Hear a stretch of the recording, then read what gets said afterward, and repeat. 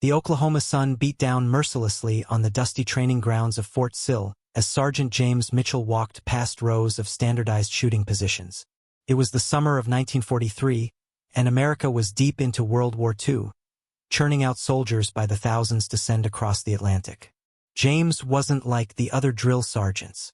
At 42, he was older, quieter, and carried himself with a strange humility that didn't match his reputation. Before the war, he'd been a cattle rancher in the Texas Panhandle, spending long days alone on horseback, watching over herds that stretched to the horizon. He knew patience, he knew stillness, and he knew how to make a single shot count when a predator threatened his livestock.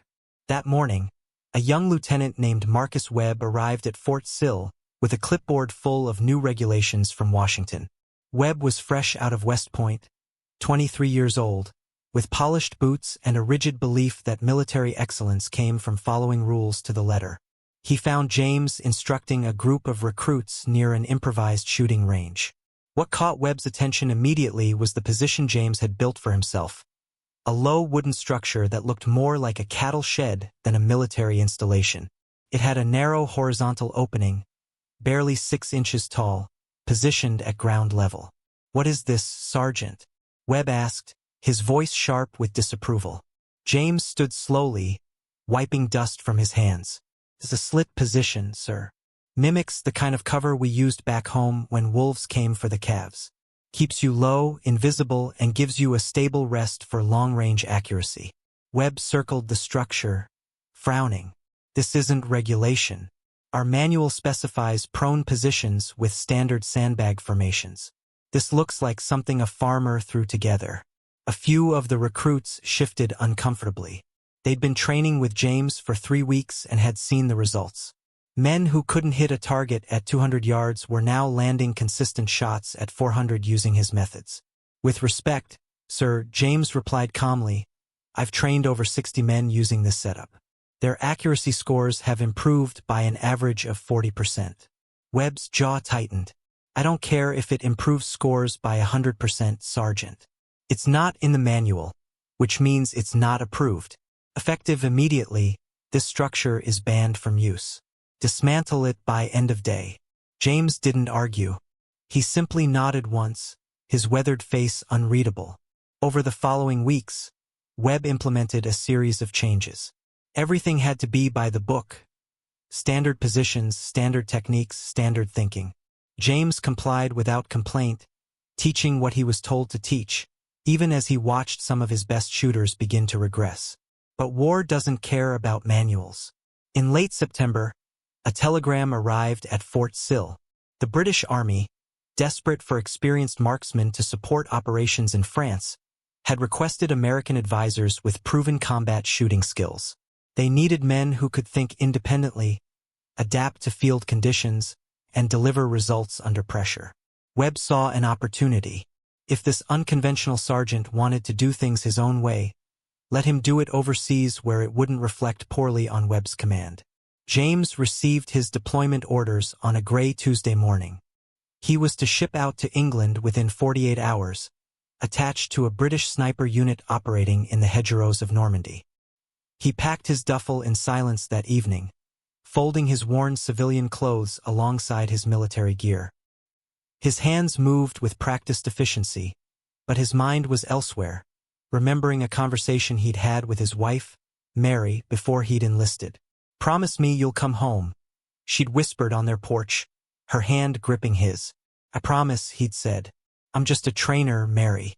I'll be safe behind the lines." Now, standing in his empty barracks with deployment papers in hand, that promise felt like it belonged to a different man in a different life.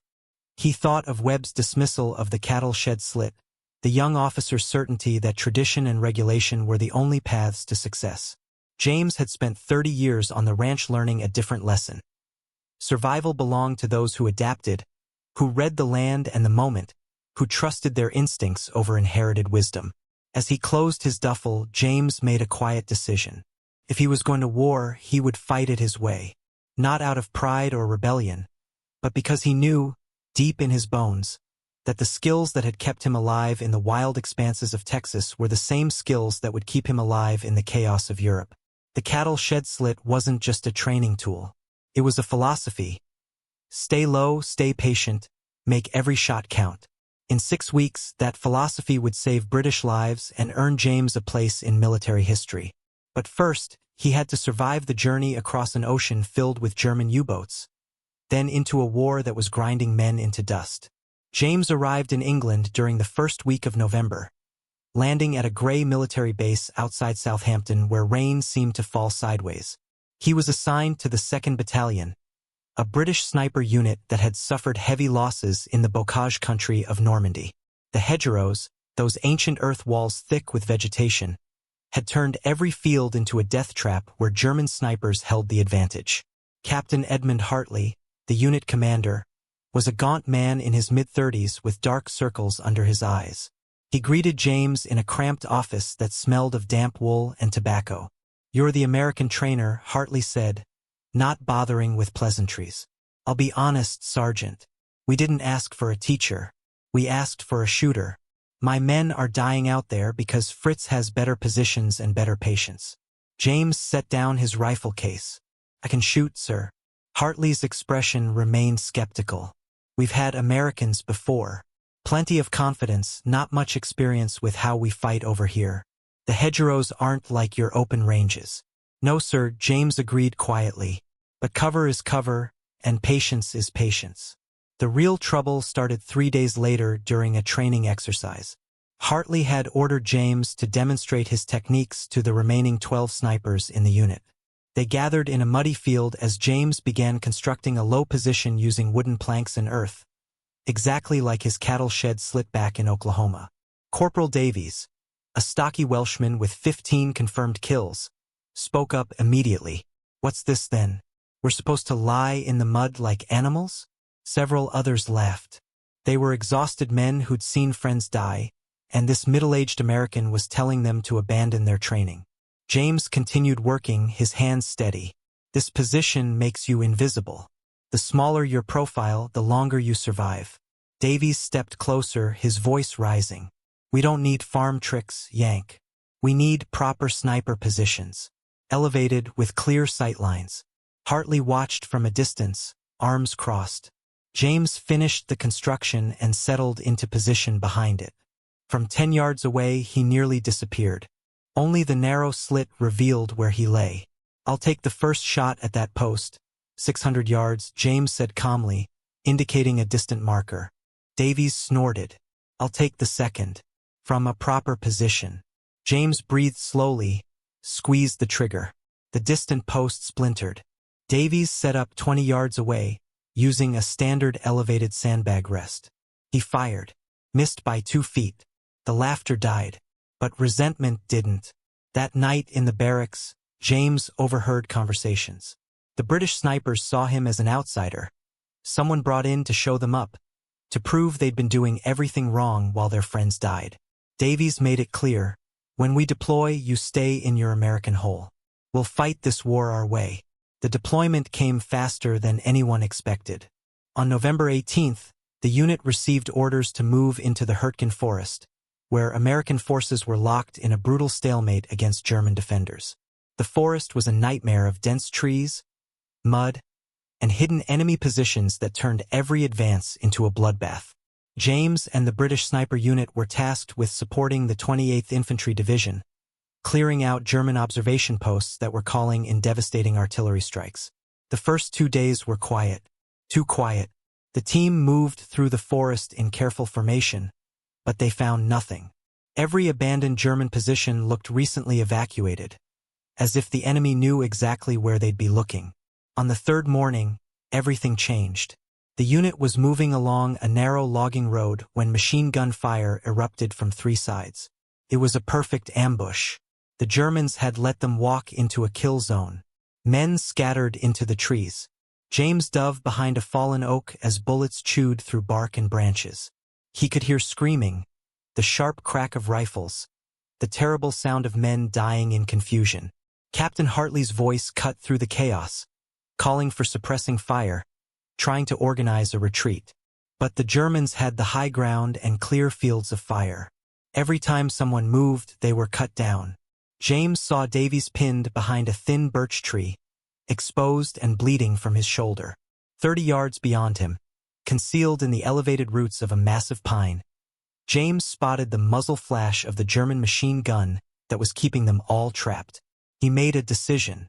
Moving low through the undergrowth, James found a slight depression in the ground, a natural fold in the earth barely 2 feet deep. He scraped mud and leaves, creating his cattle shed slit in under 2 minutes. The opening faced directly toward the German position, but from their angle he would be completely invisible. James settled in, his breathing slowing to almost nothing. This was the moment every rancher knew, the absolute stillness before the shot that meant the difference between protecting your herd and losing everything. The German gunner was good, disciplined, firing in controlled bursts. But he made one mistake. He stayed in the same position, confident his elevated cover made him untouchable. James exhaled slowly and squeezed. The German gunner slumped forward. Before the others could react, James worked the bolt, acquired his second target, a spotter shifting position 20 yards left. Another shot. Another body. If you're watching this and thinking about how one moment of adaptation can change everything, take a second and subscribe to the channel. Because what James did next, nobody saw coming.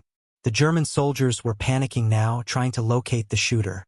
James could see them pointing, shouting, searching the treeline. They never looked down. James had trained for this his entire life without knowing it. Every dawn spent waiting for coyotes near the water tank. Every afternoon tracking a wounded steer through mesquite thickets. Every cold night watching for rustlers who thought darkness made them invisible.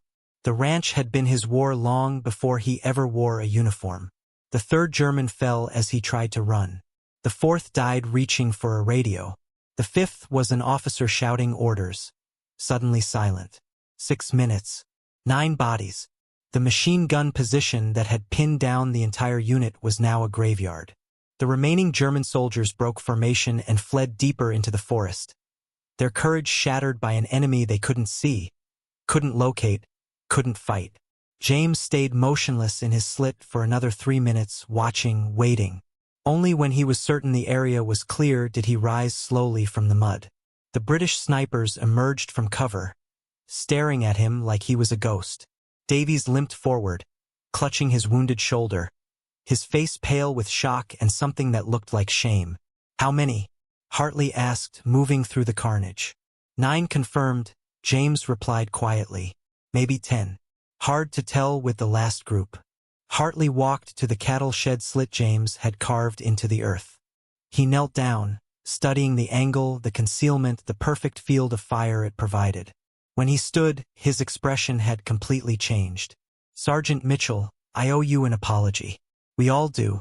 Davies stepped forward, wincing with pain but meeting James's eyes directly. "You saved my life, mate. I was dead if you hadn't taken that first shooter." He extended his uninjured hand. "I'm sorry for being a stubborn fool." James shook it firmly. "We all fight different. Doesn't make one way wrong."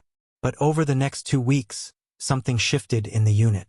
The British snipers stopped resisting and started asking questions. "How do you read the terrain so fast? How do you stay so still for so long? How do you know when to take the shot?" James taught them everything. Not as a superior, but as a partner. He learned from them too, adapting their knowledge of European warfare, their understanding of German tactics, their hard-won experience in the hedgerows and forests. They began working as a true team, combining James's improvised field craft with British precision and discipline. Positions that once seemed impossible became manageable. German snipers who had terrorized American and British forces for weeks suddenly found themselves outmatched. In one legendary engagement near Grosshaw, James and Davies worked together to eliminate an entire German sniper nest that had killed 17 Allied soldiers. Davies provided spotting and range calculations while James executed shots from a position so low and concealed that even Davies lost sight of him between shots. The cattle shed slit was no longer banned or mocked. It was being taught, adapted, and spreading through Allied sniper units across the front. December brought snow to the Hurtgen forest, transforming the battlefield into a frozen hell. But for James and his unit, the winter provided new opportunities. The white landscape revealed movement, tracks, disturbances that had been invisible in autumn mud. The war was turning. The German offensive in the Ardennes had failed, and Allied forces were pushing forward with renewed strength. But the fighting remained brutal, personal, measured in yards rather than miles. Captain Hartley received new orders in late December.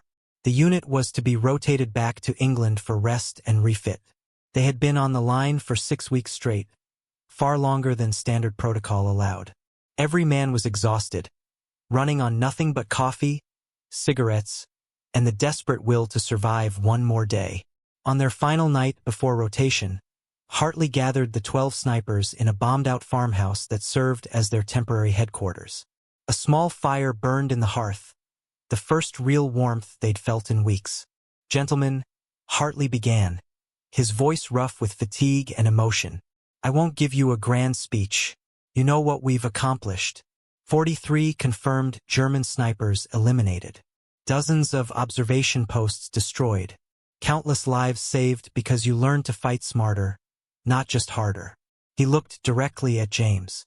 "And we owe much of that to Sergeant Mitchell, who came here as a stranger and became the best teacher and partner any of us could have asked for." Davies raised a dented metal cup. "To the Yank who taught us to think like ranchers and fight like devils." The others joined the toast, their laughter genuine for the first time in months.